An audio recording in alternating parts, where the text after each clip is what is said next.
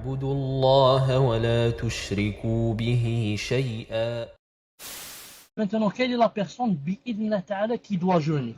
أجمع العلماء, les savants sont unanimes على أنه يجب الصوم, que le jeûne est obligatoire, le jeûne du Ramadan, على المسلم, pour le musulman, al-aqil, celui qui a la raison, al-baligh, celui qui est pubère, al-sahih, celui qui est en bonne santé, al-muqim, celui qui n'est pas en voyage. Comme aussi, يجب أن تكون المرأة طاهرة من الحيض والنفاس. Si c'est une femme, elle doit ne pas avoir ni les menstrues, ni les lochis. Quand on a dit que, ils sont unanimes pour dire que celui qui doit jeûner doit être musulman. Ça veut dire quoi? Ça veut dire que le kafir, même si le kafir, attention, le kafir, Allah Ta'ala lui a dit aussi de jeûner. On lui a dit de faire la salat, lui a dit de faire la zakat. Mais il doit remplir la condition de quoi? De rentrer en islam. C'est un peu comme celui qui a quoi? Celui qui a la janaba, celui qui est en état d'impureté. Qu'est-ce qu'il fait? Parce qu'il a dormi par exemple avec sa femme. Qu'est-ce qu'il fait? Est-ce qu'il va dire je ne peux pas prier parce que j'ai la janaba? On lui dit non, tu vas faire le rosl et tu vas prier. Va faire d'abord le rosl. Alors on dit au kafir, rentre d'abord en islam et commence à jeûner. Donc s'il jeûne en tant que kafir, bien sûr ça ne va pas être accepté de lui. Deuxièmement, après qu'il soit musulman, il faut qu'il soit quelqu'un qui ne soit pas fou. Si c'est quelqu'un qui est fou, le fou, même s'il insulte Allah subhanahu wa ta'ala et insulte l'islam, il ne devient pas kafir. Et il ne peut pas jeûner. Pourquoi? Parce qu'il n'a pas la raison. Il faut avoir la raison et avoir la volonté et dire dans son cœur, je veux jeûner pour Allah. Le fou ne peut pas penser comme ça. Donc il n'a pas la raison. Donc si quelqu'un est fou, il ne peut pas jeûner. Troisièmement, maintenant, il est musulman, il n'est pas fou, il raisonne, il faut qu'il soit pubère. S'il n'est pas pubère, Allah Ta'ala ne va pas le châtier pour ne pas avoir jeûné. Mais, s'il jeûne avant la puberté, s'il jeûne à 5 ans, 6 ans, 7 ans, s'il jeûne, Allah Ta'ala va lui donner quoi? Va lui donner des hasanat. Et surtout, il va donner à sa mère ou à son père, à la personne qui l'a exhorté à faire siyam. Il est possible que sa mère ne lui a jamais parlé de siyam. Et son père lui dit, fais siyam, il a fait. Son père aussi aura des hasanat avec lui. Non. Si c'est le contraire, sa mère qui l'exhorte et pas son père, c'est sa mère qui aura des hasanat avec lui. C'est pour ça qu'il est de la sunna, de quoi? D'exhorter l'enfant à ce qu'il apprenne à faire le siyam jeune. Pourquoi? Si on le laisse jusqu'à 14-15 ans là, ensuite ça sera difficile pour lui. Très difficile. Non. Regardez par exemple ceux qui se reconvertissent à l'âge de 30 ans, 40 ans, à l'âge de 50 ans, ça leur est vraiment difficile de faire le siyam. Pourquoi? Imaginez 40 ans sans avoir jamais fait le siyam. Ensuite il va rester toute la journée sans manger. C'est vraiment difficile pour lui. Non. C'est pour ça que tout jeune, on va lui apprendre.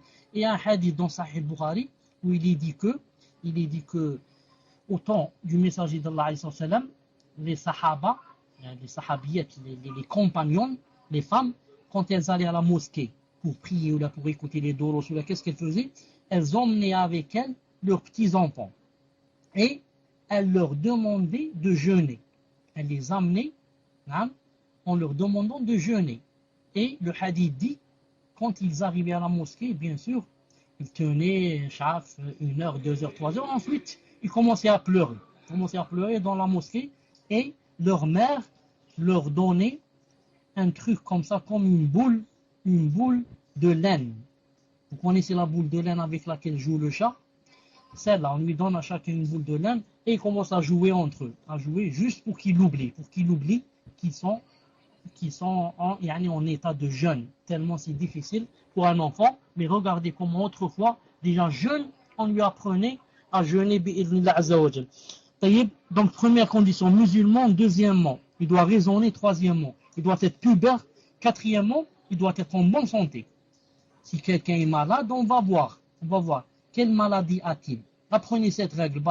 Pour le malade, c'est une règle très facile. Apprenez-la. Jazakumullahu khayran. Très facile. Le malade se divise en deux.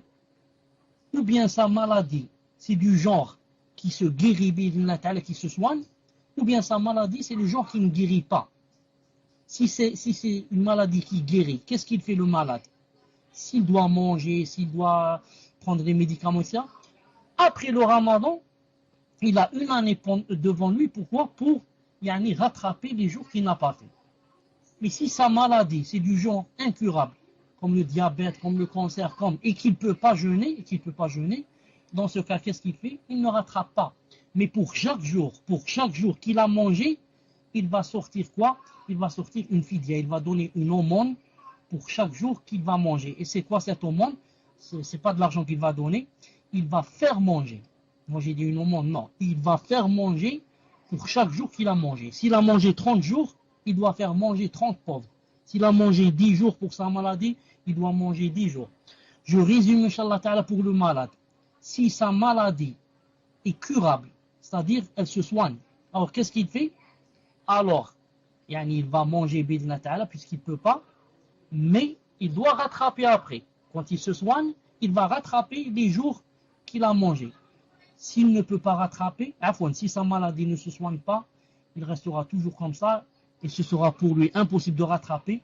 Donc pour chaque jour qu'il a mangé, il va faire manger un porc Bidna Azaouti. Donc quatrièmement, il faut qu'il ne soit pas malade. Et cinquième condition, Muqim, il faut quoi? Il faut qu'il ne soit pas en voyage. S'il est en voyage, il a le choix entre quoi? Entre jeûner, entre manger et rattraper après. Quand quelqu'un voyage, il choisit. Ou bien il jeûne et il est libre, après il ne rattrape pas. Ou bien il mange et après il va rattraper. Ici, bien sûr, les avis, il y a deux grands avis, vraiment deux grands avis qui divergent. Et les deux avis ont vraiment des délits. Le premier avis qui dit, il est mieux pour le voyageur de jeûner. Et le deuxième avis qui dit, il est mieux pour le voyageur de manger. Le premier avis qui dit, il est mieux pour le voyageur de jeûner, c'est l'avis de Cheikh bin Uthaymin, entre autres. Il a cité des délits. Il a dit entre autres, le messager de l'Islam a fait une fois un voyage et lui et un compagnon, ils ont jeûné, ils n'ont pas mangé, alors que les autres ont mangé. Il a dit, regardez, donc, le messager de l'Islam n'a pas mangé. Il a dit, il a jeûné en voyage. Et ceux qui disent, de préférence, ils mangent, ils ont dit, c'est mieux. Ceux-là, certains d'entre eux, comme Ibn Hazm, a dit, il a exagéré. Il a dit, s'il ne mange pas, et il va jeûner, le jeûne ne va pas être accepté. Il a dit, il doit manger et rattraper. Mais cet avis, bien sûr, c'est un avis exagéré. Mais l'autre avis qui est mieux, quoi? Il mange et il rattrape, sans être obligé de manger. Sans être obligé. Mais dans tout cela, il faut savoir que les deux avis que je viens de citer, à condition que la personne n'est pas mal quand elle jeûne pendant le voyage. Mais tous les savants sont unanimes pour dire que si une personne, en voyageant, a du mal à la tête, mal au ventre, veut vomir, veut ceci, alors il lui est interdit de jeûner. Alors elle mange et quand elle revient chez elle, elle va rattraper cette journée. Car le messager de l'Islam a vu une personne qui a été, évanouie. Et les gens lui jetaient de l'eau sur elle pour qu'elle se réveille. Il a dit, c'est quoi ça? On lui a dit, c'est une personne qui a jeûné. Il a dit, il a dit, jeûner pendant le voyage, ça ne rentre pas dans le bir, ça ne rentre pas dans les bonnes actions. Ça ne rentre pas dans la piété, quelque chose comme ça. Donc ça, c'est pour la personne qui a mal pendant le voyage et va jeûner. Cette personne, il lui est interdit de jeûner, mais elle doit manger. Nous, on parlait d'une personne normale, qui ne souffre pas pendant le voyage, n'a aucun mal. On lui dit, si tu veux jeûner, tu jeûnes comme jeûnait le messager de l'Islam, et comme a dit Cheikh bin Uthaymin, il a dit, pourquoi c'est mieux de jeûner? Il a dit, parce que, premièrement, tu as fait l'adoration en son temps. Tu as jeûné pendant le ramadan, alors que celui qui va rattraper, il va rattraper pendant un autre mois, pas le ramadan. Et celui qui fait son obligation, son adoration, pendant son temps, c'est le meilleur. C'est le meilleur. Il a dit ça, il a ajouté un autre dalil. Il a dit, ensuite, celui qui a jeûné pendant le moment du jeûne, il a dit, on ne sait jamais qu'est-ce qui peut lui arriver. Qu'est-ce qui peut lui arriver? Il a dit, il peut mourir, par exemple, là, et par exemple, ne pas jeûner. Celui qui va rattraper. Il est possible qu'il meure et il ne rattrape pas. Il a dit, mais celui-là, masha'Allah, il a jeûné pendant ce moment, il n'a rien à rattraper. Et il a ajouté un troisième délit. Il a dit, il a dit, quand une personne a des dettes, c'est toujours difficile. C'est toujours difficile. Surtout que tu es seul.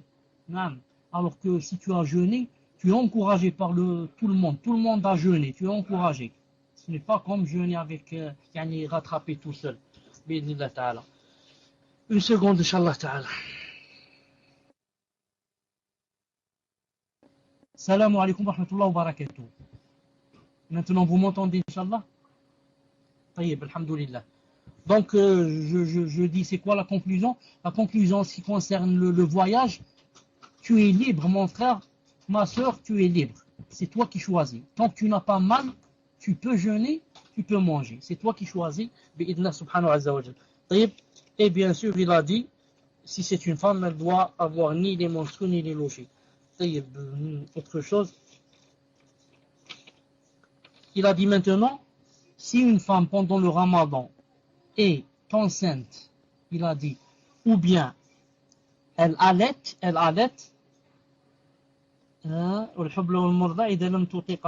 ensuite ne peut pas jeûner, ou bien parce qu'elle a peur pour elle-même, ou bien elle a peur pour son enfant, elle a dit, alors dans ce cas, qu'est-ce qu'elle fait?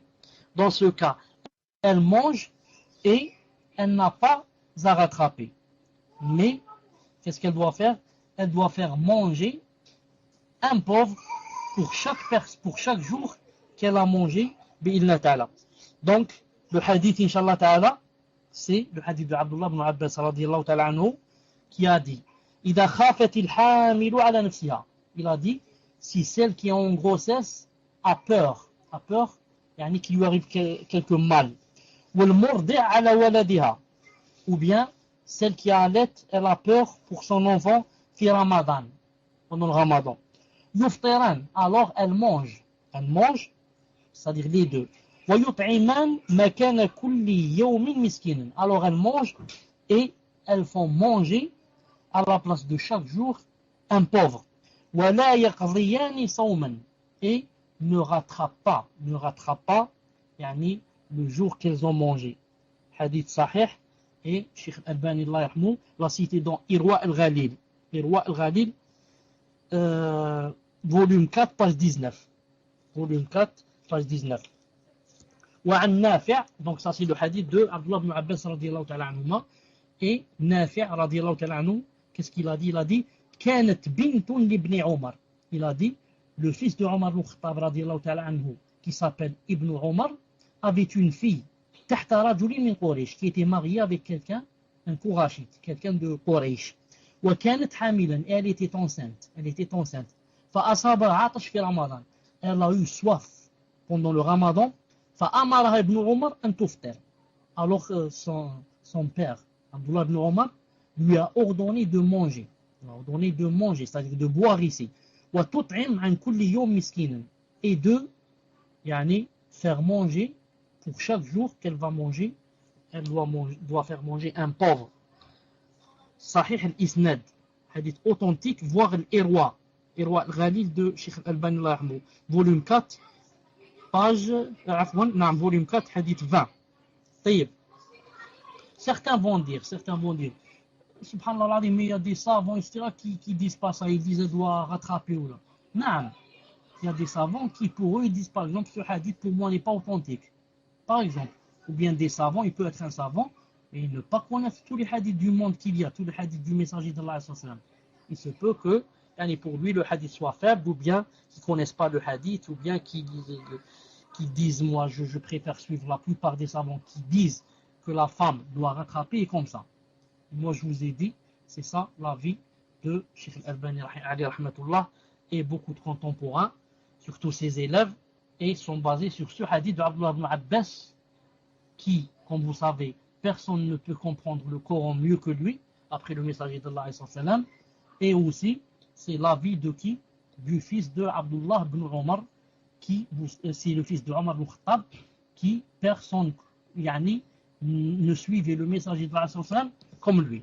Donc je résume, quand une femme est enceinte, ou bien qu'elle allaite, et qu'elle a peur, ou bien pour elle, ou bien pour son fils. Je dis bien elle a peur, ou bien pour elle, ou bien pour son fils, elle peut alors manger, ou bien boire, et au lieu de rattraper, elle peut quoi? Elle peut alors faire manger un pauvre pour chaque jour qu'elle a mangé. Maintenant, si elle veut prendre du deuxième avis, elle dit moi je préfère prendre de l'avis qui dit je rattrape au lieu de faire manger. Qu'est-ce qu'on lui dit? On lui dit Okhti, tu es libre.